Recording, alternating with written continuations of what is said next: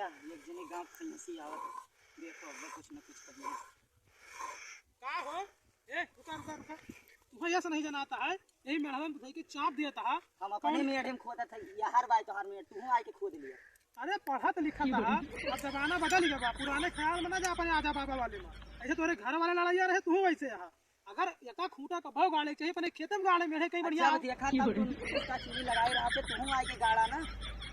अरे यार तू तो गुस्सा था, हम तुम्हें बतावत ही आखिर आखिर में हमार वाला कहाँ गा। तोहार मेढ़िया बा हमार मेढ़िया बा तू आओ काट लिया अपन खेते में। तोहार रोज रोज देखी थी रुको अपने भैया को बुलाई थी।